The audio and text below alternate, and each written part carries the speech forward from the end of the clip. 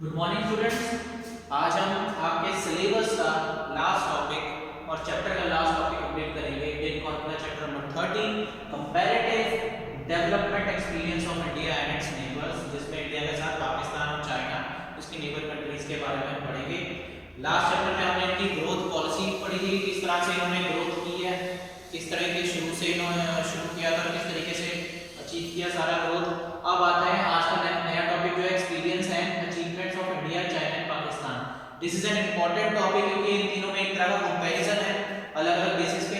तो सबसे पहला डेमोग्राफिक इंडिकेटर्स, डेमोग्राफिक बेसिस पे इनका कंपैरिजन किया गया है। ये कुछ इंडिकेटर्स हैं जो डेमोग्राफिक शो करते हैं हर देश की। पहली चीज जो है, India has 18% of population of world. पहली डेमोग्राफिक आ गई, पॉपुलेशन कितनी है। इंडिया की पॉपुलेशन दुनिया की पॉपुलेशन की 18% है। अगर मान लो दुनिया की पॉपुलेशन है 100 करोड़ तो इंडिया की 18 करोड़ उसकी 18% है। चाइना की 20% है वर्ल्ड पॉपुलेशन की पॉपुलेशन, जबकि पाकिस्तान की पॉपुलेशन जो है इंडिया और चाइना का 1/10 हिस्सा है। 10 अगर मान लो 20% है, मान लो 20 करोड़ है तो 20 के 10 हिस्से कर दो। पाकिस्तान की कितनी है, 2 करोड़ है पॉपुलेशन। ठीक है, अगली चीज डेमोग्राफिक में आती है, China has low density of population. Density क्या होता है, डेंसिटी ऑफ पॉपुलेशन होता क्या है। डेंसिटी का मतलब होता है कि एक स्क्वायर किलोमीटर पे कितने लोग रहते हैं। ठीक है, 1 किलोमीटर स्क्वायर में कितने लोग रहते हैं उसे कहा जाता है डेंसिटी ऑफ पॉपुलेशन। अब आप कहेंगे चाइना की डेंसिटी ऑफ पॉपुलेशन कम कैसे है, क्योंकि चाइना की पॉपुलेशन तो इंडिया से बहुत ज्यादा है, पर उसके बावजूद चाइना की डेंसिटी ऑफ पॉपुलेशन कम क्यों है। और कम इसलिए है क्योंकि चाइना जो है, चाइना का जो वर्ल्ड का चाइना सेकंड लार्जेस्ट कंट्री है, सेकंड लार्जेस्ट कंट्री है साइज के हिसाब से। चाइना बहुत बड़ा है as compare to India, and Pakistan तो उससे भी छोटा है। तो खुद सोच के देख लो, भले ही चाइना की पॉपुलेशन ज्यादा है पर चाइना में एरिया इतना ज्यादा है कि हर किलोमीटर में आराम से बहुत लोग आ सकते हैं, खुले खुले आराम से रह सकते हैं। वही अगर इंडिया की बात करें, इंडिया में थोड़ा कंजेस्टेड हो जाएगा, पाकिस्तान में उससे भी ज्यादा कंजेस्टेड हो जाएगा। पर ये और भी चीजों पे डिपेंड करता है, ना सिर्फ एरिया पे, पॉपुलेशन के हिसाब से भी डिपेंड करता है। अब चाइना में डेंसिटी कितनी है, 148 पर स्क्वायर किलोमीटर, मतलब 1 किलोमीटर में वहां पे 148 लोग रहते हैं, जबकि इंडिया में देखिए 455 और पाकिस्तान में 275। तो क्योंकि पाकिस्तान की वैसे पॉपुलेशन कम है तो उनकी डेंसिटी, एरिया भी कम होने के बावजूद उनकी डेंसिटी भी कम है। इंडिया की पॉपुलेशन बहुत ज्यादा है, पाकिस्तान की भी ज्यादा है, पर सॉरी चाइना की भी ज्यादा है, पर चाइना के पास एरिया ज्यादा है, इंडिया के पास उसके मुकाबले कम है, इसीलिए यहाँ पे डेंसिटी ऑफ पॉपुलेशन ज्यादा है। मतलब 1 किलोमीटर में 455 लोग रह रहे हैं। 1 स्क्वायर किलोमीटर मतलब 1 किलोमीटर का अगर डब्बा बना दे तो उसमें 455 लोग रखे हुए हैं। अगला आ गया fertility rate is low in China. अब फर्टिलिटी रेट की बात करें, फर्टिलिटी रेट जिस कंट्री का जितना लो होगा वो उतना ही अच्छा रहेगा। फर्टिलिटी रेट जिस कंट्री में ज्यादा होगा ऑब्वियस है वो कंट्री की पॉपुलेशन ज्यादा बढ़ेगी। इंडिया में चाइना में फर्टिलिटी रेट 1979 के बाद कम होना शुरू हो गया था जब उन्होंने वन चाइल्ड पॉलिसी अपनाई थी, इसीलिए चाइना की पॉपुलेशन ग्रोथ जो है वो कम है as compare to India and Pakistan. India की पॉपुलेशन ग्रोथ बहुत ज्यादा है, इंडिया में फर्टिलिटी रेट बहुत ज्यादा है। आने वाले टाइम में कहा जा रहा है कि इंडिया जो है थोड़े टाइम में इंडिया दुनिया की सबसे नंबर 1 पॉपुलेशन वाली कंट्री बन जाएगा, क्योंकि चाइना की ग्रोथ रेट कम है पॉपुलेशन की as compare to India and Pakistan. India and Pakistan showing China and Pakistan showing high urbanization as compare to India. Urbanization मतलब हो गया शहरीकरण। अब शहरीकरण भी जहां पे ज्यादा जल्दी से हो रहा है वो ऑब्वियस है उतनी जल्दी से डेवलप कर रहा है। यहां पर क्या सीन आ जाता है कि चाइना और पाकिस्तान में अर्बनाइजेशन बहुत जल्दी से हो रहा है as compare to India. China में कितना है, तो चाइना में अर्बनाइजेशन 59%, मतलब शहरीकरण 59% की रफ्तार से बढ़ रहा है। पाकिस्तान में 37 और इंडिया में 41% है। मतलब शहर ज्यादा पाकिस्तान और चाइना में बनते जा रहे हैं, इंडिया में उनकी बनने की रफ्तार थोड़ी कम है। आगे आ गया सेक्स रेशियो। सेक्स रेशियो का मतलब ये होता है कि हर 1000 पुरुषों के पीछे कितनी महिलाएं, कितनी फीमेल्स हैं हर पर 1000 मेल्स के पीछे हर देश में।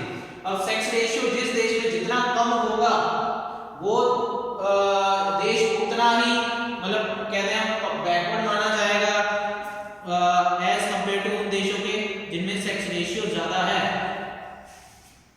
अब यहाँ पे हम देखें इंडिया में सेक्स रेशियो है 924, चाइना में 949, पाकिस्तान में 948। तो देखा जाए कि इंडिया में अभी भी कम है।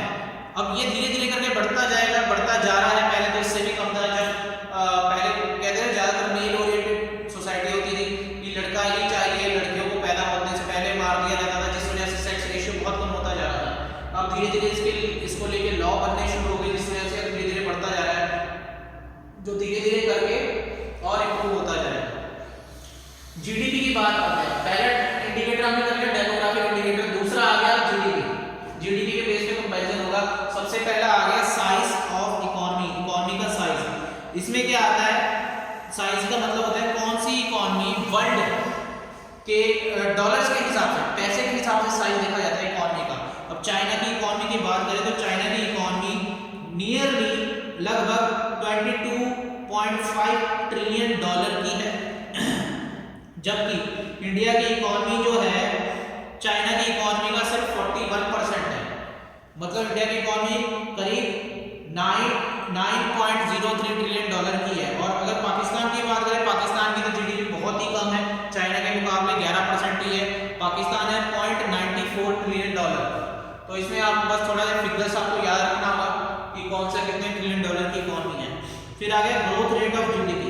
जीडीपी की ग्रोथ रेट कितनी है? एक तो आ गया जीडीपी कितनी की है, कितने ट्रिलियन डॉलर की है।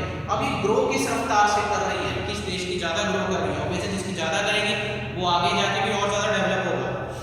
अब अगर हम बात करें 1980 से 1990 की, क्योंकि 1991 के बाद न्यू इकोनॉमिक पॉलिसी आई थी हमारी कंट्री में, अगर उससे पहले की बात करें तो चाइना की ग्रोथ रेट जो थी ऑन एन एवरेज 10% के आसपास थी, जबकि इंडिया की ग्रोथ रेट 5.7% और पाकिस्तान की ज्यादा थी, 6.3% के नियर अबाउट थी।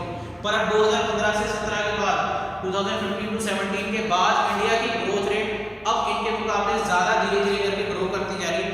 इकोनॉमी की ग्रो करने की रफ्तार धीरे धीरे बढ़ती जा रही है। हाँ, हालांकि बीच में कोविड के टाइम डाउन हो गई थी, पर अब धीरे धीरे करके इतना तेज पर धीरे धीरे बढ़ रही है। फिर सेक्टोरल कंट्रीब्यूशन, हर सेक्टर का कंट्रीब्यूशन। सेक्टर जानते हैं, 3 तरह के सेक्टर होते हैं, प्राइमरी, सेकेंडरी और टर्शरी सेक्टर। प्राइमरी में एग्रीकल्चर से रिलेटेड काम आ जाते हैं, सेकेंडरी में आ जाते हैं हमारी मैन्युफैक्चरिंग और टर्शरी में आ जाते हैं हमारी सर्विसेज। अब यहाँ पे हम बात करेंगे इंडिया और पाकिस्तान की। ये इंडिया और पाकिस्तान ज्यादातर टर्शरी सेक्टर के ऊपर डिपेंड है। तीसरा सेक्टर जो है उसके ऊपर ज्यादा डिपेंड है।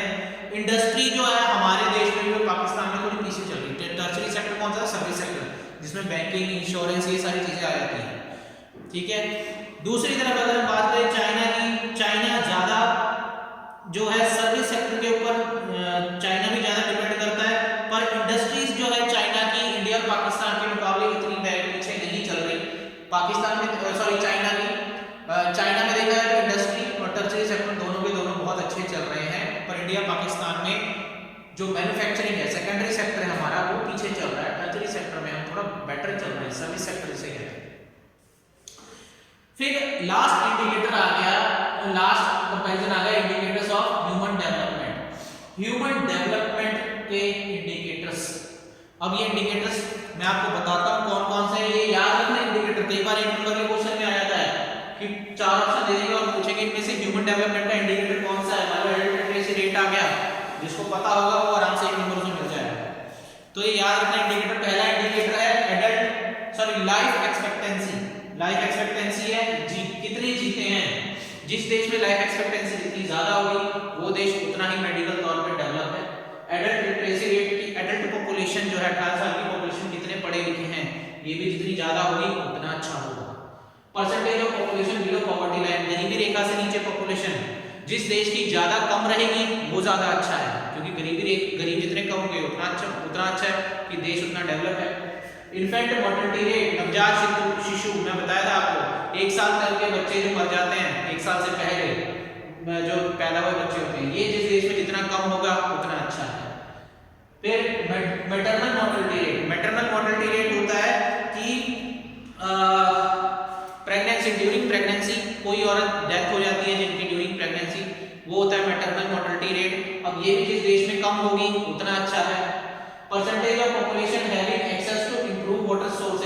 कितनी percent population better water sources, साफ सुथरा पानी कितनी परसेंट पॉपुलेशन को मिल रहा है, ये जिस देश में जितना ज्यादा होगा उतना अच्छा है।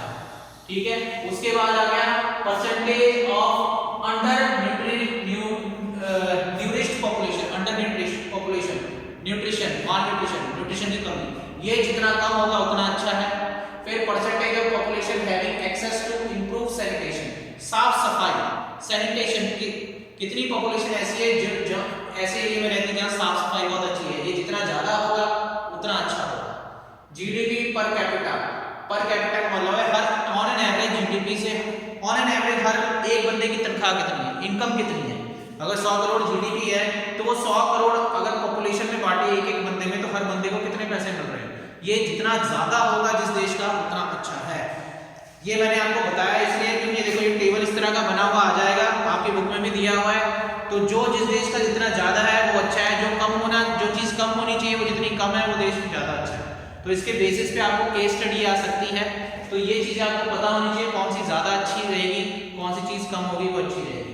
इसी के साथ आपका टॉपिक खत्म होता है, चैप्टर खत्म होता है और आपका सारा का सारा सिलेबस भी खत्म होता है। अब बस आपको करनी है रिवीजन, ये टॉपिक्स जो है अच्छे तरीके से तैयार करने हैं। ये मैंने पॉइंट्स बताए, इनको चाहे आप अपनी तरफ से लिख लीजिएगा ताकि याद करने थोड़े आसान रहे। और इसके बाद अब आपका सिलेबस सारा कंप्लीट हो चुका है। अगर कोई भी डाउट होता है आपको किसी टॉपिक को लेके, किसी भी कॉन्सेप्ट को लेके, देन यू कैन आस्क।